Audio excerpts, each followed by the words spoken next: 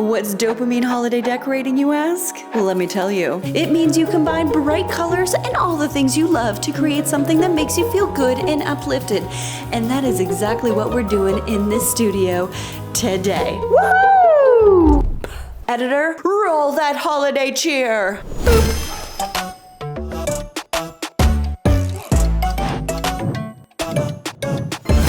A portion of this video is sponsored by NordVPN.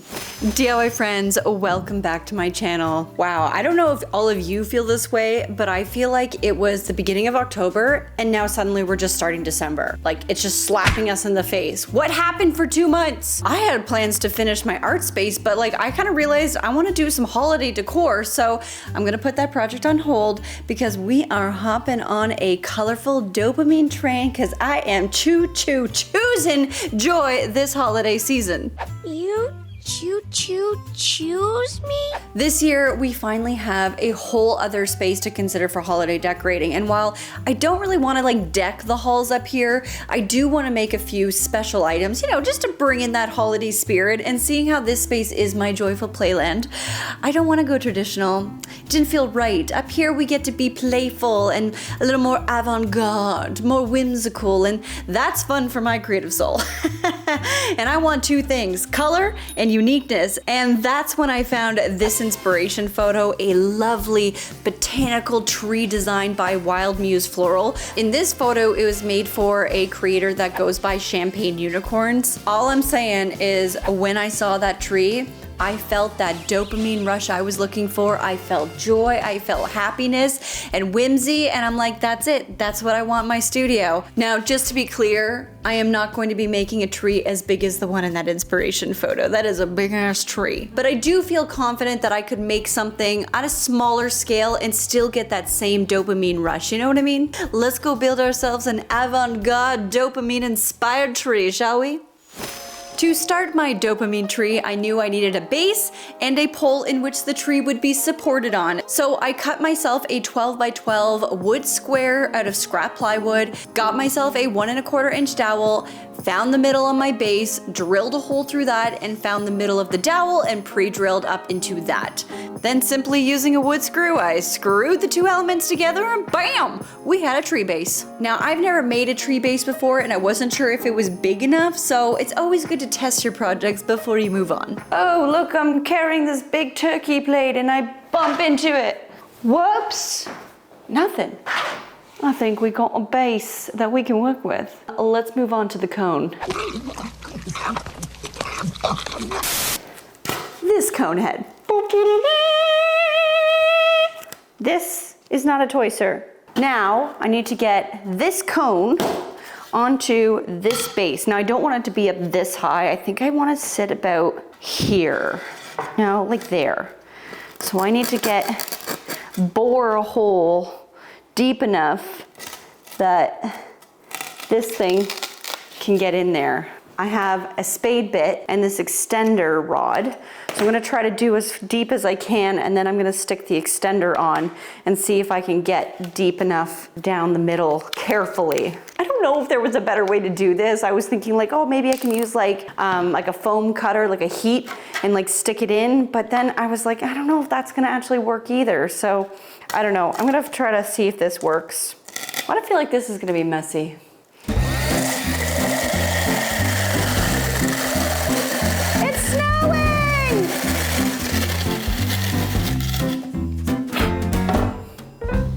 Holidays. You know, I just don't understand why I can't pick projects that don't make my studio look like it's going to be a contender for the next I Spy book. Why?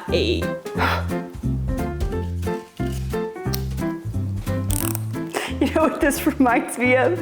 Like in Harry Potter with Lockhart when he tries to fix his arm after he broke it in the Quidditch match. He's like, ah, well then, all better. Everything's gonna be great.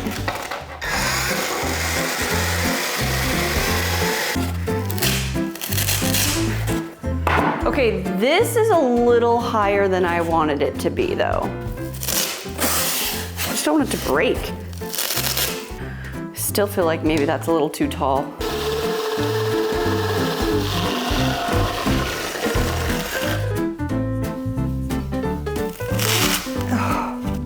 Well, we're under 5 feet now. Just a little more. I could even like, oh, okay, yeah, chop the top off. Okay, we're like 53 inches high. I think that'll do. I'm officially convinced if you look up chaotic disaster in the dictionary, my photo might be there. Yeah. So after doing a bit of cleanup, it was time to move on to building out the rest of the tree base. I needed to create a thick foam base, and my thought was just build up insulation foam around it, which would be easy to find, it's easy to execute, and the best part, spray foam dries really quickly. And while I did need to build this up in layers, the nice thing is that it would go on thin, but as it begins to dry, this spray foam really expands, so it's kind of a great product to work with. Now, upon reflection, I did realize there were maybe better ways I could have made this foam base. One idea was taking pool noodles, like 3 or 4 of them, take one pool noodle and wrap it around the dowel, and then take, 3 or 4, place it against the other noodle in the middle, and then zip tie them all together so that you kind of get this like rounded base. It would be a little bit more like a flower shape, but what does it matter? The spray foam looked ugly anyways. You know what I mean? Maybe that would have been a more cost-effective / less messy approach. I mean, you could also use floral foam, but that would have had to be stacked and it's kind of messy, and I don't know about you, but I hate touching floral foam, so I don't know. Maybe the pool noodle was the better way to do it, but the spray installation was so easy and it kind of came together really quickly. Yeah, well, that's a choice. It's art, darling. You have to accept it.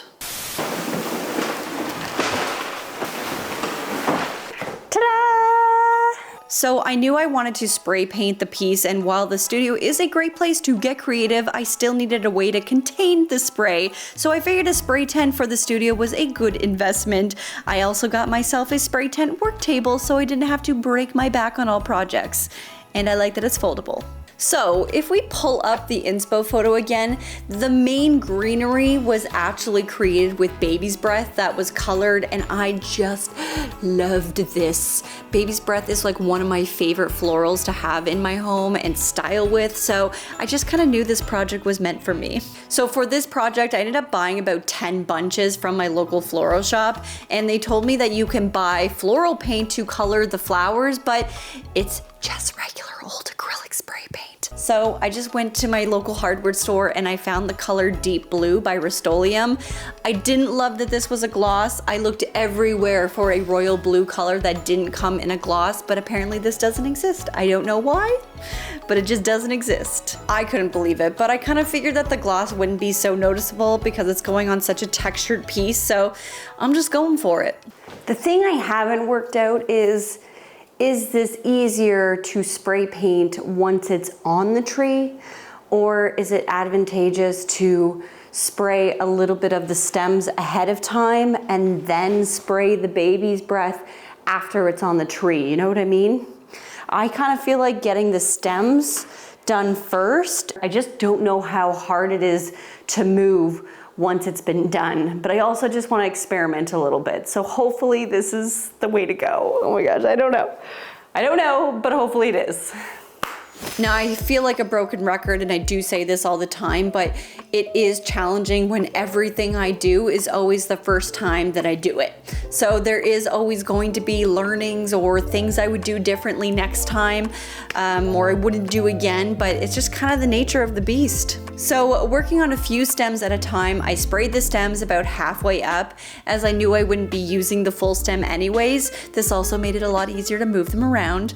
Then lightly sprayed over top of the actual baby's breath, not to over soak it. I did this on both sides and just started to pile them up anywhere I had space in that tent. As I'm spraying away here, I'm curious to know, has anyone started holiday shopping yet? I love exploring shops and markets online for those perfect one-of-a-kind items, and thanks to our sponsor NordVPN, I can safely access stores anywhere around the world and find unique pieces without worrying about security risks. Their Threat Protection Pro offers advanced protection from malware, phishing, scams, and other online threats. Let's be real, this time of year we see a lot of ads floating around and some may just be too good to be true. You click the wrong ad made by hackers and suddenly they have all the info they need to attack your device. Threat Protection Pro blocks ads for a smoother and safer browsing experience. It also scans downloading files for malware to keep your device virus-free. It can recognize malicious links and warn you about websites that are dangerous or used for phishing. The best part, they offer 24/7 customer support, 30-day money-back guarantee,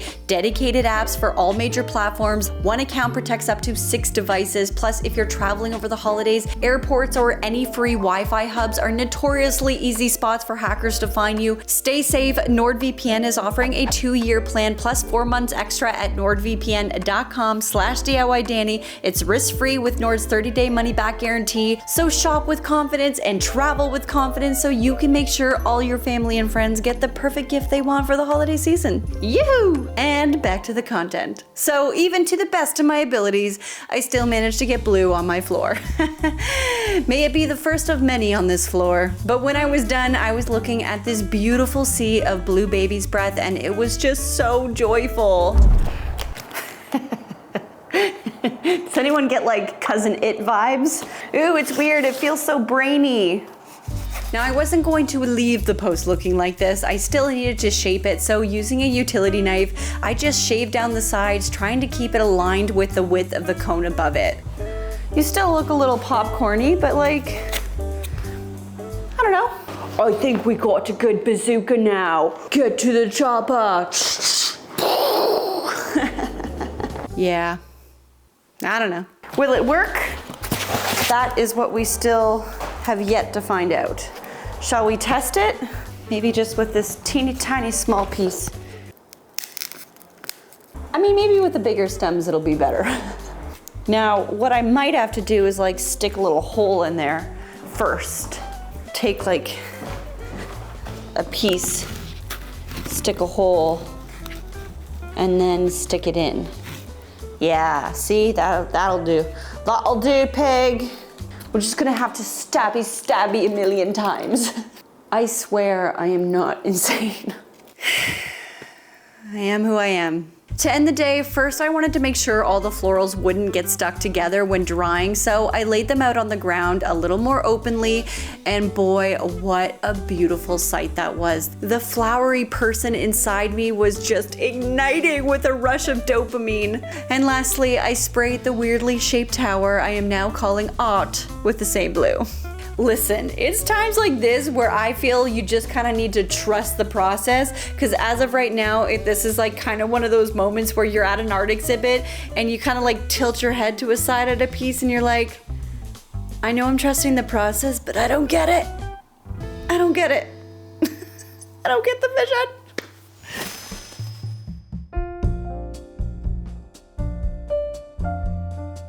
Good morning, friends. So, I woke up this morning and I was thinking, okay, first of all, this is the ugliest art piece I've ever seen. Like, as a standalone, not vibing the way that I hoped.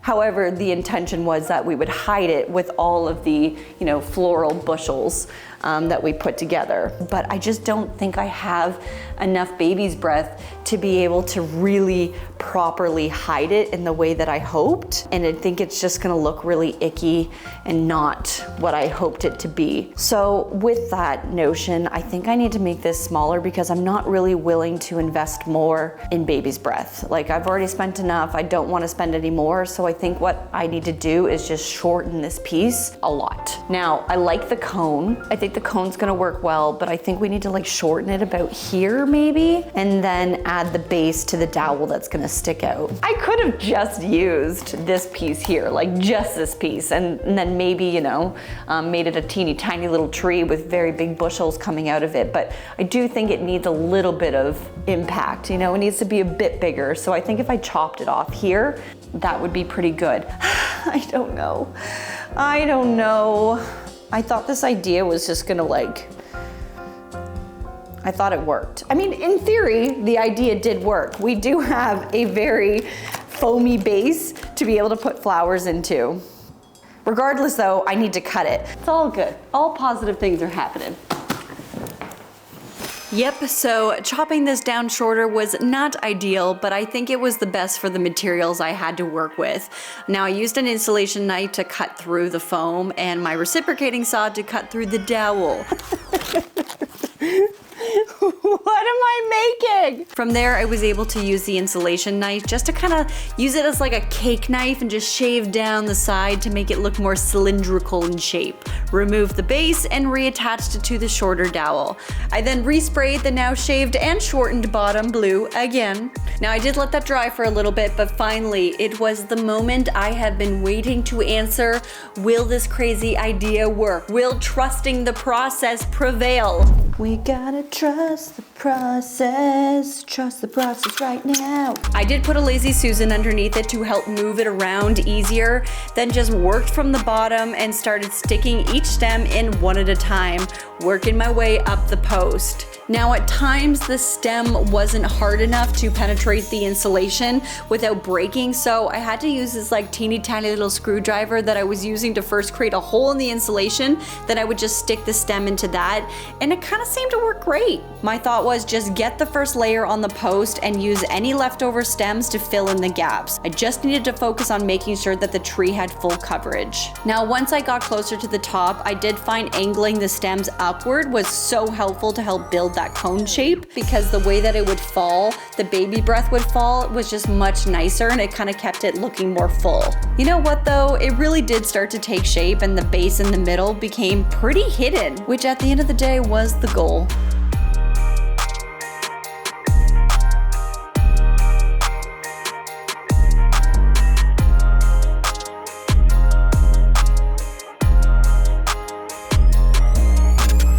Okay, now that I'm done the body, I want to touch up all the white parts because obviously this is kind of feeling very like winter-esque with all the white stuff, and I kind of just want to spray paint it now and see if we can get some of the exterior a little bit more blue. So I'm going to pop this over to the paint tent and then we'll give it a little refresh. I'm so excited. Now the question is, how do I move this? We're going down. Looking back at it now, I kind of wish I had left a few white pops on it. I think it kind of gave it a little bit of depth versus going the full blue, but it is what it is. It still looked beautiful and it was a beautiful blue. So while that was drying, I decided it was finally time to get my studio back in some kind of order. So I folded up my tent, which is pretty amazing that it folds into this tiny compact little case. Okay, now, Are you okay? What are you seeking? You want love and attention? Boo boo, I'm filming. I literally just turned the camera on, my love. honestly, I'm pretty stoked with the way that this turned out. I don't really see the ugly insulated cone anymore. I kind of just see the tree, which is kind of what I was hoping for. But as you can see, I have all of these beautiful faux flowers. I didn't want to go for real because I knew that the baby's breath would dry out and it could still be usable, but the flowers would not. So I am going for faux flowers. Okay, let's get this on the table and then let's start adding our beautiful neon inspired, pinky, colorful flow flowers. Faux flowers. There we go. Okay. These are beautiful. Now, I couldn't tell you what any of those flowers are, real or faux, but the colors against that blue was just chef's kiss.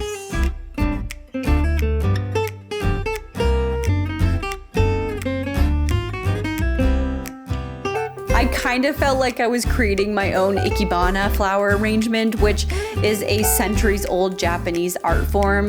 The process required the same thoughtful selection of blossoms to convey the feelings that I wanted you all to feel, in the same way that I would want to feel if looking at this piece, which is pure joy. And I can tell ya, I was feeling the joy. Pretty obsessed.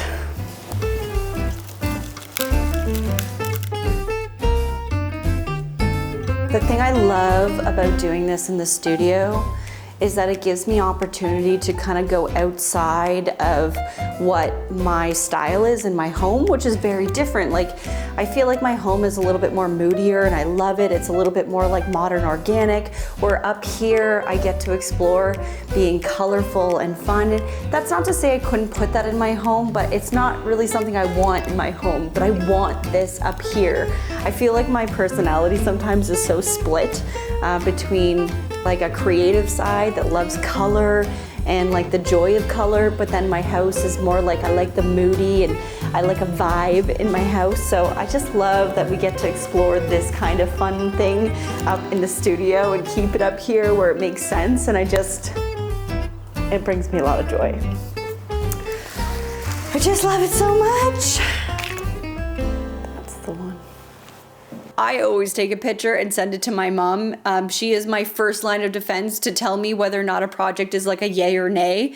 Although now thinking about it, I mean, maybe that's a bad idea, because I feel like she's just gonna tell me it looks good no matter what. I'm not like a regular mom, I'm a cool mom. Yeah, I really need to rethink that process. Okay, the flowers are done, but I have but one more element to add to this tree. Of course we have to add lights. That's silly. I found these lovely colorful twinkly lights from Amazon. It's USB operated and it comes with a remote. If you're looking for something similar, it is all linked in my description box. But there's something about twinkly lights that it's a rite of passage that you have to struggle to untangle it every single time. Am I alone in this? Why does this always happen to me? I did it!